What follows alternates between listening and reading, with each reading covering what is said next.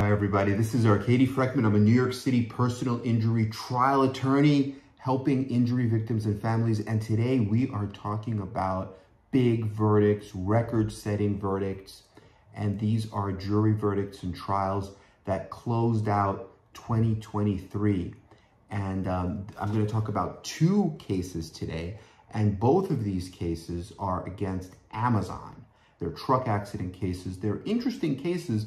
And, the law on this particular issue is still evolving. And the way that these cases played out, it was very positive for the plaintiff, for injury victims, which is a great thing, a beautiful thing, right? So let's talk about this. The first case was a jury verdict for a 12-person jury in Dorchester County, South Carolina. And the verdict was delivered on December 7th, 2023, just a few days ago, actually the day of our office holiday party, which was fun. But they awarded $44.6 million, including $30 million in punitive damages against Amazon to a man injured in a motorcycle collision with an Amazon van. So this man was on a motorcycle and an Amazon van crashed into him. And the Amazon van was one of those delivery service partners, DSPs. Those are the vans that have Amazon on it. They're owned by Amazon, but Amazon claims that these DSPs are independent contractors, right? They're not part of Amazon. Amazon does not is not vicariously liable for them. And if one of those drivers is driving a van, they're not in the course and scope of their employment for Amazon. So we'll get into the details as much as we can in the write-up, and then maybe I'll even reach out to some of these lawyers and get the actual trial transcripts if I have time and delve deep, because this is an interesting issue. And, another interesting point is that at the same time that this verdict came down, there was another discussion on a listserv in New York that I'm also a member of. And these New York lawyers are asking, well, how do you qualify these Amazon? Are they considered independent contractors or are they considered employees? And a lot of people are saying, no, they're independent contractors because that's what Amazon wants you to believe, right? Because then they're not liable and you can't sue them. So it's a very interesting way that it all plays out. So let me get into this case. The case was in Charleston, South Carolina. The plaintiff sustained a traumatic brain injury and numerous orthopedic injuries, including a massive rotator cuff tear. He had multiple transverse process fractures and annular bulges of the lumbar spine. He had cervical spine protrusions, ultimately resulting in a cervical fusion surgery. And he had the placement of 2 permanent spinal cord stimulators. So this was a very, very serious injury. And this case actually marks the first time that Amazon has tested with the jury this issue of whether their online retail and global logistics giant will be held responsible for injuries. Now, these injuries were caused by one of its 285,000 delivery associates, Amazon delivery associates. Now, the delivery associates are the actual drivers, right? That drive the truck, take the package, bring it to your door. Those are the delivery associates. There's 285,000 of them. And Amazon says they are independent contractors. Amazon sought to contractually shield itself from any liability, from any blame, any fault, by saying that the last mile delivery of any package that's in the Amazon branded and owned blue vans, because what they did was they set up a network, okay? And the network was of individually owned delivery service partners. So each delivery service partner is an individually owned, I guess, van or individually owned network or company. And it labeled all of these DSPs independent contractors, and it gave them the task of hiring and employing these delivery associates. You see what they did? It was smart, because they saw what the law is. They had good lawyers. They're Amazon. They have billions of dollars. And they said, instead of us being the employer, let's set up a network. So each particular DSP is like its own corporation, and they're the ones that are going to hire these people, these drivers, and they're going to employ the drivers. So the case was heavily litigated over the past 2 years, and Amazon really put up a strong fight. They disputed liability on the grounds that the delivery driver was a direct employee of the DSP, which is an independent contractor, and not an employee of Amazon. And they argued that all Amazon did was make a contract with the DSP, the delivery service partner, for a specific result. So it's like a contract with this other corporation, and the specific result is, get this package to somebody's door, but we don't do anything other than that. So they vehemently denied maintaining any right to control the means and methods of the deliveries, despite overwhelming evidence to the contrary. And so one of the plaintiff's attorneys, what they said was that they have never seen a more textbook case of a principal-agency relationship than that which Amazon has created here, because Amazon had the right to control these DSPs. It exercised actual control over every aspect of the delivery service partner and driver, including the hiring, the training, the execution, and the delivery process. Amazon exercised control over all of that. It collected data and measured the metrics of the driver's behaviors and deliveries on a weekly basis. And then it used that data and those metrics to determine payments to the DSPs, to the delivery service partners. It provided all of the tools of the job, right? Everything like the vans, everything, whatever they needed to, conduct these deliveries. And it maintained the right to terminate, or what they called off-board, like on-board, off-board, the drivers if they violated Amazon policies. So it was interesting, basically. The fact said that these DSPs employ more than 285,000 drivers, almost 300,000 drivers nationwide, and that they help Amazon deliver more than 10 million packages per day. 10 million packages per day. And while the DSPs are independently owned and directly employ these drivers, the delivery associates, Amazon controls or monitors nearly all aspects of the daily operations and package delivery routes. So it's a really interesting case, especially probably this might be interesting for lawyers, because this is the actual way that you have to prove whether someone's an employee or whether they are an independent contractor.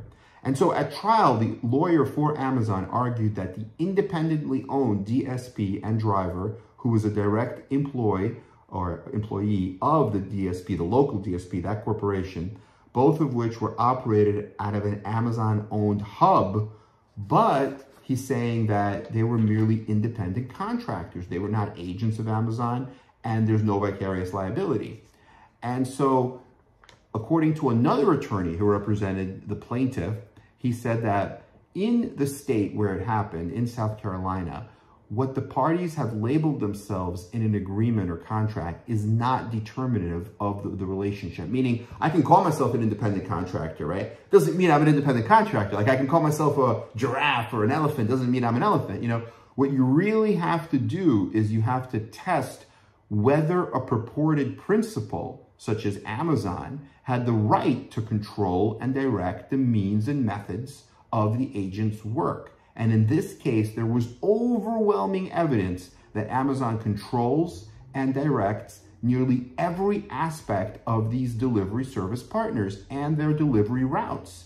And Amazon consistently monitors drivers while these drivers are on their routes using mobile technology.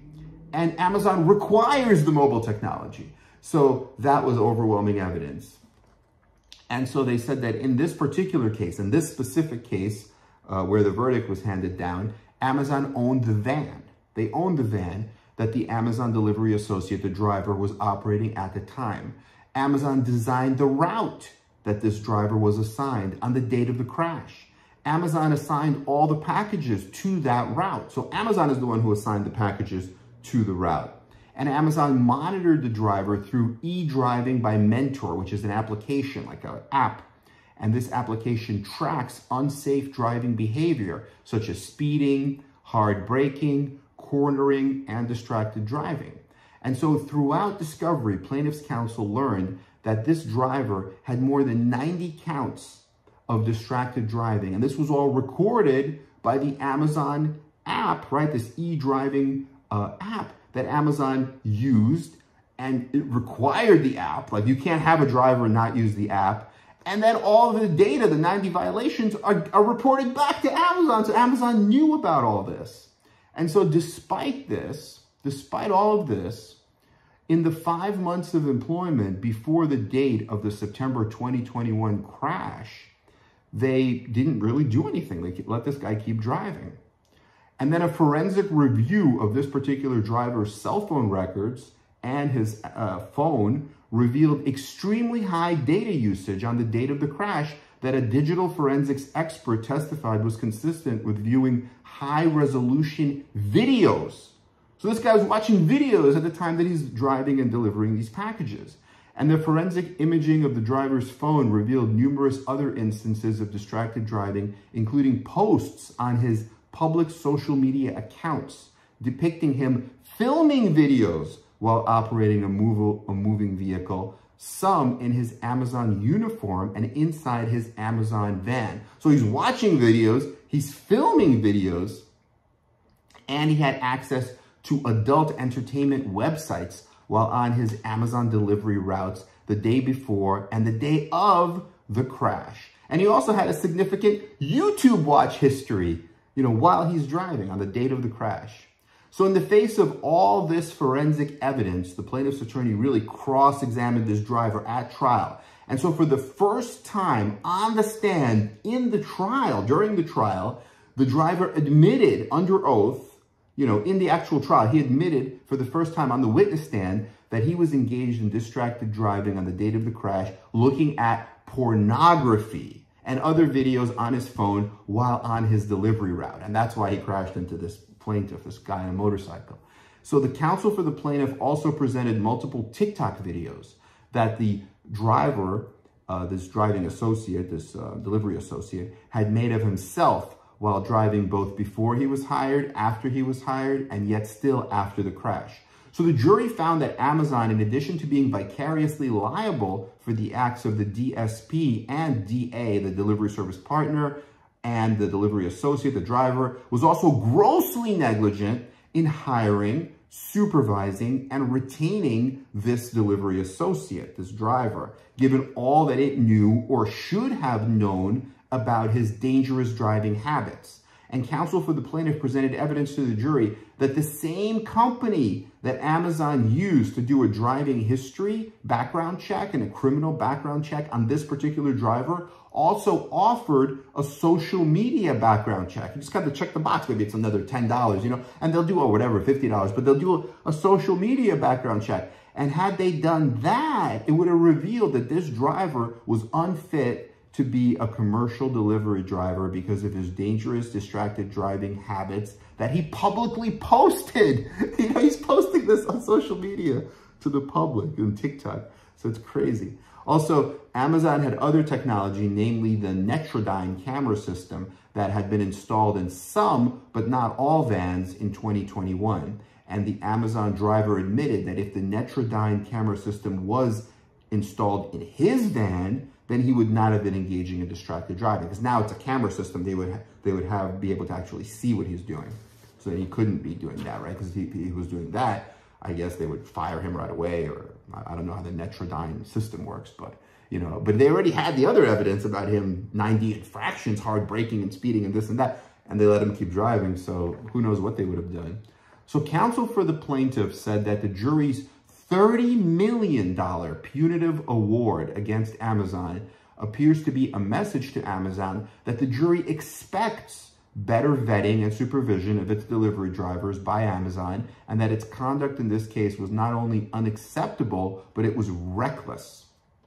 And in South Carolina, there's a rule that punitive damages cannot be more than 3 times actual damages. But in this case, it worked out, because the jury award was as follows. There was $11,112,147 in economic damages. That's past and future medical bills and loss of earning capacity. So that was $11.1 million.